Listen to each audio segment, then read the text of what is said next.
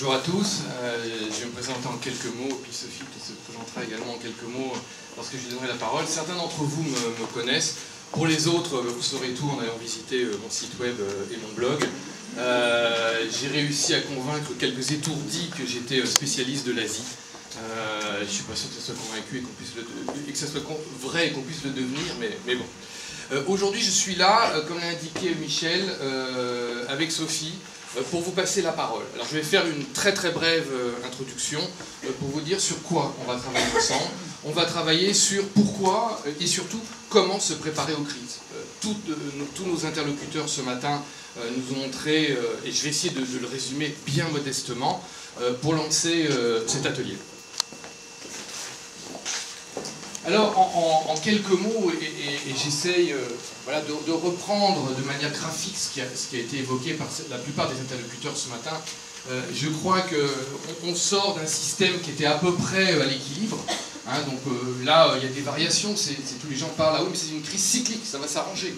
On est allé dans un sens, on va repartir dans l'autre sens.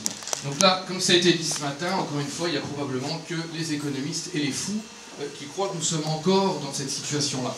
Il arrive un moment, après ce qu'on peut appeler le point de déclenchement, ou le tipping point pour les spécialistes des théories du chaos, où le système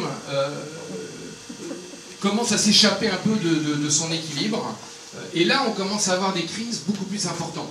Alors on pourrait résumer ça sous le terme de une crise systémique qui reprend toutes les crises qu'on a pu évoquer. Alors quelque part, on ne sait pas exactement où, hein, quelque part il y a un point de décision, hein, le decision point en anglais, qui fait qu'on est à la croisée des chemins, et globalement on va décider soit à collectivement créer un nouvel équilibre, hein, on a une percée, et globalement on va trouver un nouveau système. C'est aussi comme ça que le vivant s'est développé, c'est comme ça que l'humanité s'est développée. Et puis ça, si on ne le fait pas, globalement, ça va être l'effondrement, le collapse, le breakdown. Encore une fois, je vais très vite, c'est très résumé.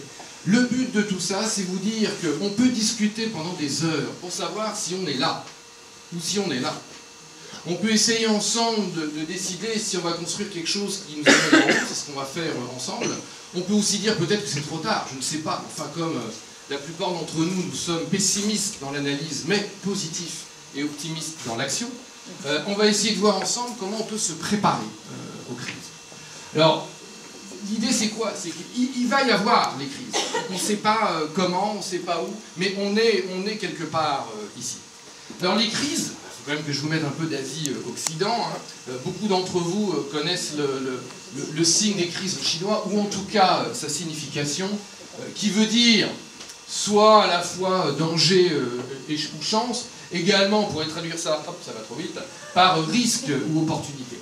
Ce qu'on va vous demander, si vous l'acceptez, c'est de travailler ensemble sur comment on peut se préparer dans les crises que nous allons traverser, à la fois au niveau des risques et à la fois au niveau des opportunités.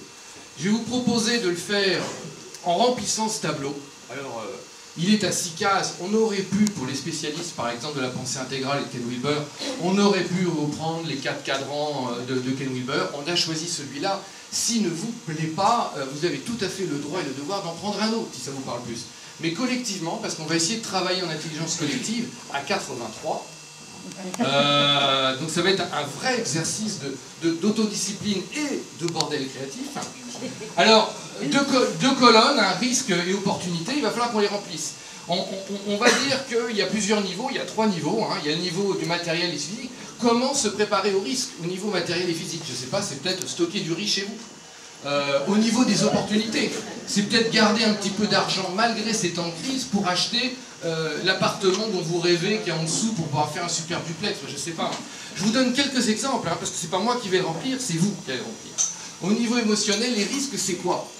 C'est de se rendre compte qu'il y a peut-être des gens qui ont vécu des guerres. Quand on voit les guerres, on se rend compte que c'est très difficile du point de vue émotionnel, parce qu'on perd des amis, hein, les gens qu'on croyait être des amis, c'est très difficile de rester ami avec tout le monde, il faut être soit dans un camp, soit dans l'autre. C'est très difficile d'être neutre. Alors comment on va gérer ça? Comment on va se préparer à garder les meilleurs? Comment peut-être dans les situations difficiles, on va prévoir d'être émotionnellement, affectivement proche de ses voisins, de ceux qui sont géographiquement proches. On va peut-être pas en faire les meilleurs amis du monde, mais au moins des gens avec qui on peut discuter en temps de crise. Du point de vue émotionnel, les opportunités, c'est aussi les temps de crise, c'est aussi là où on découvre des amis qu'on n'avait pas vus jusque-là. Les crises, c'est, on l'a bien vu avec les brillants exposés ce matin, c'est peut-être avant tout des crises de sens, vous pouvez appeler ça spirituel si vous le souhaitez, mais c'est on ne comprend plus rien. Donc c'est comment se préparer en termes de risque, comment on va faire quand on aura perdu son travail, quand on aura perdu une partie de son bonheur, une partie de sa sécurité, qu'est-ce qu'on va faire pour ne pas se perdre au niveau du sens. Les crises, c'est au niveau une incroyable opportunité au niveau du sens. C'est là où il y a des gens qui font des bonds dans leur réveil personnel, soit parce qu'ils ont une crise personnelle, soit parce qu'ils font partie d'un mouvement de crise collective. Ce que je vous propose, c'est de travailler en atelier, et Sophie, après s'être présentée, va nous expliquer comment on vous propose de travailler en intelligence collective. Ce que je vous propose, c'est de remplir ces cases. Et dans quelques minutes, dans un petit peu moins d'une heure, eh bien j'espère qu'on les aura un petit peu remplies, et comme ça on aura chacun d'entre nous et collectivement contribué à préparer pour faire que, peut-être que si vous vous souvenez du schéma de la slide précédente, si on arrive plutôt à construire quelque chose ensemble que le collapse ou le breakdown, ça serait pas mal. Merci de votre attention.